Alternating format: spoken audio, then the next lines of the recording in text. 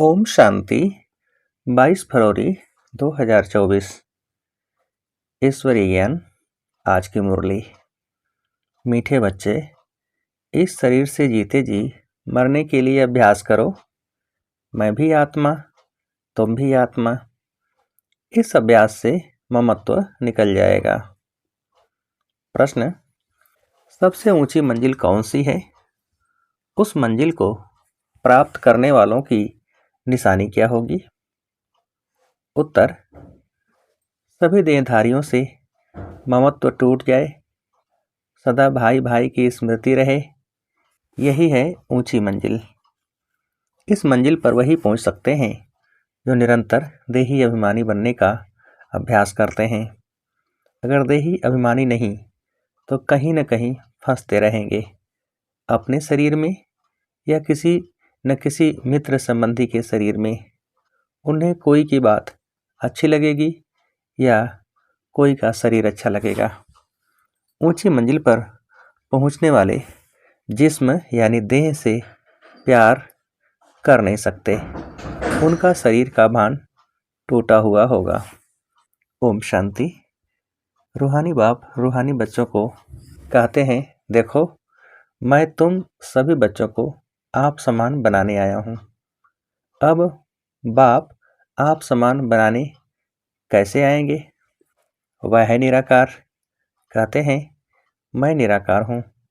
तुम बच्चों को आप समान अर्थात निराकारी बनाने, जीते जी मरना सिखलाने आया हूँ। बाप अपने को भी आत्मा समझते हैं ना? इस शरीर का भान नहीं है, शरीर में रहते हुए भी शरीर का भान नहीं है। यह शरीर उनका तो नहीं है ना? तुम बच्चे भी इस शरीर का भान निकाल दो। तुम आत्माओं को ही मेरे साथ चलना है।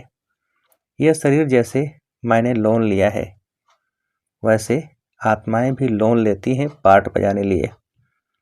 तुम जन्म जन्मांतर शरीर लेते आए हो। अब जैसे मैं जीते जी इस शरीर में हूँ, परंतु हूँ तो न्यारा अर्थात मरा हुआ। मरना शरीर छोड़ने को कहा जाता है। तुमको भी जीते जी इस शरीर से मरना है। मैं भी आत्मा, तुम भी आत्मा। तुमको भी मेरे साथ चलना है या यहाँ ही बैठना है। तुम्हारा इस शरीर में जन्म जन्मांतर का मोह है।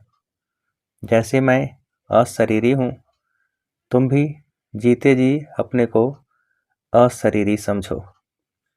हमको अब बाबा के साथ जाना है। जैसे बाबा का यह पुराना शरीर है, तुम आत्माओं का भी यह पुराना शरीर है। पुरानी जुत्ती को छोड़ना है। जैसे मेरा इसमें ममत्व नहीं है, तुम भी इस पुरानी जुत्ती से ममत्व निकालो। तुमको ममत्व रखने की आदत पड़ी हुई है, हमको आदत नहीं है। मैं जीते जी मरा हुआ हूँ, तुमको भी जीते जी मरना है, मेरे साथ चलना है। तो अब यह प्रैक्टिस करो। शरीर का कितना भान रहता है, बात मत पूछो। शरीर रोगी हो जाता है तो भी आत्मा उसको छोड़ती नहीं है। इससे ममत्व निकालना पड़े। हमको तो बाबा के साथ जाना जरूर है। अपने को शरीर से न्यारा समझना है। इसको ही जीते जी मरना कहा जाता है। अपना घर ही याद रहता है। तुम जन्म जन्मांतर से इस शरीर में रहते आए हो, इसलिए तुमको मेहनत करनी पड़ती है, जीते जी मरना पड़ता है। मैं तो इसमें आता ही टेम्परेरी हूँ, तो मरकर चलने से अर्थात अपने को आत्मा समझकर चलने से कोई भी देहधारी में ममत्व नहीं रहेगा। अक्सर करके किसी न किसी का किसी में मोह हो जाता है, बस उनको देखने बिगर रह नहीं सकते। यह देहधारी की याद एकदम उड़ा देनी चाहिए, क्योंकि बहुत बड़ी मंजिल है। खाते पीते जैसे कि इस शरीर में हूँ ही नहीं, यह अवस्था पक्की करनी है। तब 8 रत्नों की माला में आ सकते हैं। मेहनत बिगर थोड़े ही ऊंच पद मिल सकता है। जीते जी देखते हुए समझें कि मैं तो वहाँ का रहने वाला हूँ। जैसे बाबा इसमें टेम्परेरी बैठा है, ऐसे अब हमको भी घर जाना है। जैसे बाबा का ममत्व नहीं है, वैसे हमको भी इसमें ममत्व नहीं रखना है। बाप को तो इस शरीर में बैठना पड़ता है तुम बच्चों को समझाने लिए। तुमको अब वापस चलना है, इसलिए कोई देहधारी में ममत्व न रहे। यह फलानी बहुत अच्छी है, मीठी है, आत्मा की बुद्धि जाती है ना। बाप कहते हैं शरीर को नहीं, आत्मा को देखना है। शरीर को देखने से तुम फंस मरेंगे। बड़ी मंजिल है। तुम्हारा भी जन्म जन्मांतर का पुराना ममत्व है, बाबा का ममत्व नहीं है। तब तो तुम बच्चों को सिखलाने आया हूँ। बाप खुद कहते हैं मैं तो इस शरीर में नहीं फंसता हूँ, तुम फंसे हुए हो। मैं तुमको छुड़ाने आया हूँ। तुम्हारे 84 जन्म पूरे हुए, अब शरीर से भान निकालो। देही अभिमानी होकर न रहने से तुम कहीं न कहीं फंसते रहेंगे। कोई की बात अच्छी लगेगी, कोई का शरीर अच्छा लगेगा, तो घर में भी उनकी याद आती रहेगी। जिस्म पर प्यार होगा तो हार खा लेंगे। ऐसे बहुत खराब हो जाते हैं। बाप कहते हैं स्त्री पुरुष का संबंध छोड़ अपने को आत्मा समझो। यह भी आत्मा, हम भी आत्मा। आत्मा समझते समझते शरीर का भान निकलता जाएगा। बाप की याद से ही विकर्म भी विनाश होंगे। इस बात पर तुम अच्छी तरह से विचार सागर मंथन कर सकते हो। विचार सागर मंथन करने बिगर तुम उछल नहीं सकेंगे। ये पक्का होना चाहिए कि हमको बाप के पास जाना है जरूर। मूल बात है याद की। 84 का चक्र पूरा हुआ, फिर शुरू होना है। इस पुरानी देह से ममत्व नहीं हटाया तो फंस पड़ेंगे, या अपने शरीर में या कोई मित्र संबंधी के शरीर में। तुमको तो किससे भी दिल नहीं लगानी है। अपने को आत्मा समझ बाप को याद करना है। हम आत्मा भी निराकार, बाप भी निराकार। आधा कल्प तुम भक्ति मार्ग में बाप को याद करते आए हो ना। हे प्रभु कहने से शिवलिंग ही सामने आएगा। कोई देहधारी को हे प्रभु कह न सके। सभी शिव के मंदिर में जाते हैं, उनको ही परमात्मा समझ पूजते हैं। ऊंचे से ऊंचा भगवान एक ही है। ऊंचे से ऊंचा अर्थात परम धाम में रहने वाला। भक्ति भी पहले अव्यभिचारी होती है, एक की, फिर व्यभिचारी बन जाती है। तो बाप बार बार बच्चों को समझाते हैं कि तुमको ऊंच पद पाना है तो यह प्रैक्टिस करो। देह का भान छोड़ो। सन्यासी भी विकारों को छोड़ते हैं ना। आगे तो सतो प्रधान थे, अभी तो वह भी तमो प्रधान बन पड़े हैं। सतो प्रधान आत्मा कशिश करती है और पवित्र आत्माओं को खींचती है, क्योंकि आत्मा पवित्र है। भल पुनर्जन्म में आते हैं तो भी पवित्र होने के कारण खींचते हैं। कितने उन्हों के फॉलोअर्स बनते हैं। जितनी पवित्रता की जास्ती ताकत, उतने ज़्यादा फॉलोअर्स। यह बाप तो है ही एवर प्योर और है भी गुप्त। डबल है ना। ताकत सारी उनकी है, इनकी यानी कि ब्रह्मा की नहीं। शुरू में भी तुमको उसने कशिश की, इस ब्रह्मा ने नहीं, क्योंकि वह तो एवर प्योर है। तुम कोई इनके पिछाड़ी नहीं भागे। यह कहते हैं मैं तो सबसे जास्ती पूरे 84 जन्म प्रवृत्ति मार्ग में रहा, यह तो तुमको खींच न सके। बाप कहते हैं मैंने तुमको खींचा। भल सन्यासी पवित्र रहते हैं, परंतु मेरे जैसा पवित्र तो कोई भी होगा नहीं। वह तो सब भक्ति मार्ग के शास्त्र आदि सुनाते हैं। मैं आकर तुमको वेदों शास्त्रों का सार सुनाता हूँ। चित्र में भी दिखाया है, विष्णु की नाभि से ब्रह्मा निकला, फिर ब्रह्मा के हाथ में शास्त्र दिखाए हैं। अब विष्णु तो ब्रह्मा द्वारा शास्त्रों का सार सुनाते नहीं हैं, वो तो विष्णु को भी भगवान समझ लेते हैं। बाप समझाते हैं, मैं इन ब्रह्मा द्वारा सुनाता हूँ, मैं विष्णु द्वारा थोड़े ही समझाता हूँ।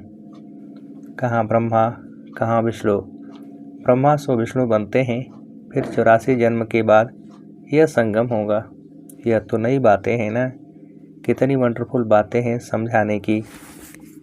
अब तो बाप कहते हैं, बच्चे जीते जी मरना है, तुम शरीर में जीते हो ना, समझते हो हम आत्मा हैं, हम बाबा के साथ चले जाएंगे, यह शरीर आदि कुछ भी ले नहीं जाना है। अब बाबा आया है, कुछ तो नई दुनिया में ट्रांसफ़र कर दें। मनुष्य दान पुण्य आदि करते हैं दूसरे जन्म में पाने के लिए, तुमको भी नई दुनिया में मिलना है। यह भी करेंगे वही जिन्होंने कल पहले किया होगा, कम जास्ती कुछ भी होगा नहीं, तुम साक्षी होकर देखते रहेंगे, कुछ कहने की भी दरकार नहीं रहती। फिर भी बाप समझाते हैं, जो कुछ करते हैं तो उसका भी अहंकार नहीं आना चाहिए। हम आत्मा यह शरीर छोड़कर जाएंगे, वहाँ नई दुनिया में जाकर नया शरीर लेंगे। गाया भी जाता है, राम गयो रावण गयो। रावण का परिवार कितना बड़ा है, तुम तो मुट्ठी भर हो, यह सारा रावण संप्रदाय है। तुम्हारा राम संप्रदाय कितना थोड़ा होगा, 9 लाख। तुम धरती के सितारे हो ना, माँ बाप और तुम बच्चे। तो बाप बार बार बच्चों को समझाते हैं कि मर्जीवा बनने की कोशिश करो। अगर किसको देखकर बुद्धि में आता है यह बहुत अच्छी है, बहुत मीठा समझाती है, यह भी माया का वार होता है। माया ललचा देती है, उनकी तकदीर में नहीं है तो माया सामने आ जाती है। कितना भी समझाओ तो गुस्सा लगेगा। यह नहीं समझते हैं कि यह देह अभिमान ही काम करा रहा है। अगर ज़्यादा समझाते हैं तो टूट पड़ते हैं, इसलिए प्यार से चलाना पड़ता है। किससे दिल लग जाता है तो बात मत पूछो, पागल हो जाते हैं। माया एकदम बेसमझ बना देती है। इसलिए बाप कहते हैं, कभी कोई के नाम रूप में नहीं फंसना। मैं आत्मा हूँ और एक बाप जो विदेही है उनसे ही प्यार रखना है, यही मेहनत है। कोई भी देह में ममत्व न हो, ऐसे नहीं घर में बैठे भी यह ज्ञान देने वाली याद आती रहे। बड़ी मीठी है, बहुत अच्छा समझाती है। अरे मीठा तो ज्ञान है, मीठी आत्मा है, शरीर थोड़े ही मीठा है। बात करने वाली भी आत्मा है, कभी भी शरीर पर आशिक नहीं होना है। आजकल तो भक्ति मार्ग बहुत है, आनंदमयी माँ को भी माँ माँ करते याद करते रहते हैं। अच्छा बाप कहाँ है? वर्षा बाप से मिलना है या माँ से? माँ को भी पैसा कहाँ से मिलेगा? सिर्फ माँ माँ कहने से जरा भी पाप नहीं कटेंगे। बाप कहते हैं, मामी कम याद करो, नाम रूप में नहीं फंसना है और ही पाप हो जाएगा, क्योंकि बाप का नाफरमान बरदार बनते हो। बहुत बच्चे भूले हुए हैं। बाप समझाते हैं, मैं तुम बच्चों को लेने आया हूँ, सो ज़रूर ले जाऊँगा, इसलिए मेरे को याद करो। एक मुझे याद करने से ही तुम्हारे पाप कटेंगे। भक्ति मार्ग में बहुतों को याद करते आए हो, परंतु बाप बिगर कोई काम कैसे होगा? बाप थोड़े ही कहते हैं माँ को याद करो, बाप तो कहते हैं मुझे याद करो। पतित पावन मैं हूँ, बाप के डायरेक्शन पर चलो। तुम भी बाप के डायरेक्शन पर औरों को समझाते रहो। तुम थोड़े ही पतित पावन ठहरे। याद एक को ही करना है, हमारा तो एक बाप दूसरा न कोई। बाबा हम आप पर ही वारी जाएंगे। वारी जाना तो शिव बाबा पर ही है और सबकी याद छूट जानी चाहिए। भक्ति मार्ग में तो बहुतों को याद करते रहते हैं। यहाँ तो एक शिव बाबा दूसरा न कोई, फिर भी कोई अपनी चलाते हैं तो क्या गति सदगति होगी। मूंझ पड़ते हैं बिंदी को कैसे याद करें। अरे तुमको अपनी आत्मा याद है ना कि मैं आत्मा हूँ, वह भी बिंदी रूप ही है। तो तुम्हारा बाप भी बिंदी है, बाप से वर्षा मिलता है, माँ तो फिर भी देहधारी हो जाती है। तुमको विदेही से ही वर्षा मिलना है, इसलिए और सब बातें छोड़ एक से बुद्धि योग लगाना है। अच्छा, मीठे मीठे से खेलते बच्चों प्रति माता पिता बाप दादा का याद प्यार और गुड मॉर्निंग। रूहानी बाप की रूहानी बच्चों को नमस्ते।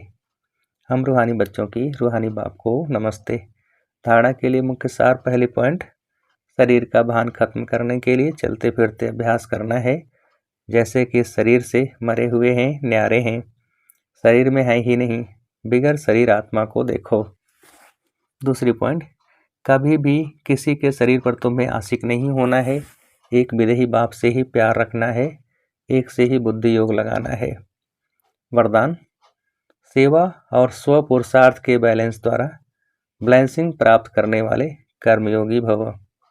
विस्तार, कर्मयोगी अर्थात कर्म के समय भी योग का बैलेंस हो। सेवा अर्थात कर्म और स्व पुरुषार्थ अर्थात योग युक्त, इन दोनों का बैलेंस रखने के लिए एक ही शब्द याद रखो कि बाप करावनहार है और मैं आत्मा करनहार हूँ। यह एक शब्द बैलेंस बहुत सहज बनाएगा और सर्व की बैलेंसिंग मिलेगी। जब करनहार के बजाय अपने को करावनहार समझ लेते हो तो बैलेंस नहीं रहता और माया अपना चांस ले लेती है। स्लोगन, नज़र से निहाल करने की सेवा करनी है तो बाप दादा को अपनी नज़रों में समा लो। नज़र से निहाल करने की सेवा करनी है तो बाप दादा को अपनी नज़रों में समा लो। अच्छा, ओम शांति।